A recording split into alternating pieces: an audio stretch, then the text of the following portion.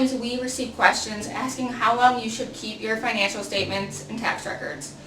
We always recommend keeping your financial statements electronically. However, if you are still a paper person, we recommend keeping your tax returns and supporting documents for the last 7 years. Your tax returns are some of the most important documents of your financial history, and the IRS can audit up to 7 years back. So we also ask that you keep the supporting documents as well, just in case any adjustments need to be made. What to keep for 1 year? You want to keep your paycheck stubs, utility bills, credit card receipts, bank statements, quarterly investment statements, and you may want to just hold on to those quarterly investment statements until you get the financial end of the year statement. Then you should be good to go after that. What to keep for 3 years? Income tax returns, medical bills and canceled insurance policies, records of selling a house, records of selling a stock, receipts, canceled checks, and any other documents that support income or a deduction on your tax return. So income tax returns, please keep in mind that you can be audited by the IRS for no reason up to 3 years after you filed a tax return. The reason why we ask for 7 years is because if they go back to the 3rd year back, they can also go back another 4 years on top of that, equaling 7. If you omit 25% of your gross income, that goes up to 6 years, and you don't file a tax return at all, that means there is no statute of limitations. The reason why you want to keep track of your medical bills and canceled insurance policies is because you are typically using that as a medical deduction on your tax return. Oftentimes you find people use this when their medical bills exceed 7.5% of their annual gross income. Typically, if you sell a stock, we are keeping the documentation for capital gains tax for the IRS. Oftentimes you can see this happen because it shows us the record of what the price of the stock was on the exact date that you sold it. This helps so we can also go back and see what the exact price was when you bought it. That is how you calculate capital gains tax. Oftentimes you want to keep your receipts, your canceled checks, and other documents to prove that it was paid or wasn't paid. You want to keep these 3 years from the date the return was filed or 2 years from the date that it was paid, whichever is later. Your annual investment statement is always going to be recorded on your tax return, so you want to keep hold of this as long as you have to keep hold of your supporting documentation for your tax return.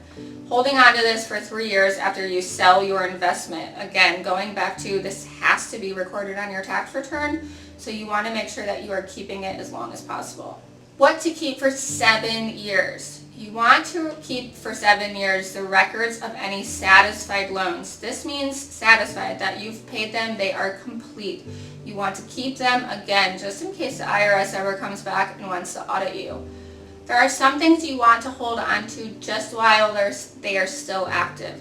This is going to be things like contracts, whether they are business contracts, purchase contracts, any type of contract that is going to affect you financially, you want to hold on to while it's active, and likely for the 3 years afterwards as well.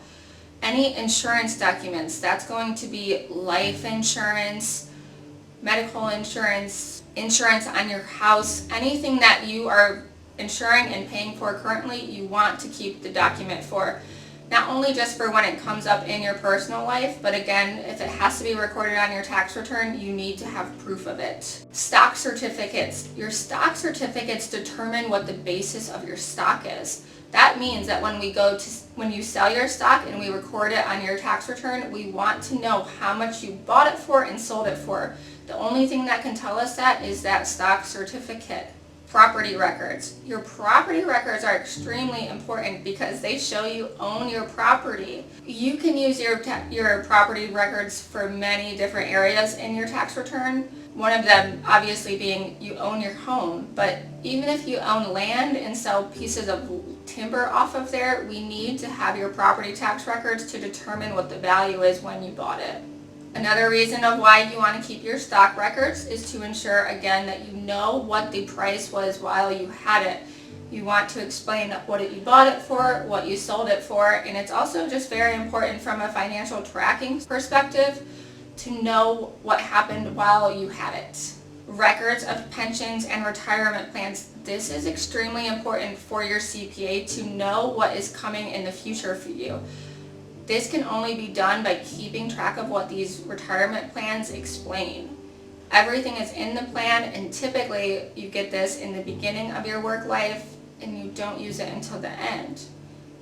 You can always get this while you still work for a company, but why it is important is for the tax planning. Not only will your CPA want to know what is in your pension and retirement plans, but your financial advisor will also want to know what is coming for you after you stop working. You need to keep track of all property tax records for your tax return. You also need to keep track if you dispute any of your tax payments. You need to keep all of the formal documentation for this in adjustment with anything that comes from the IRS.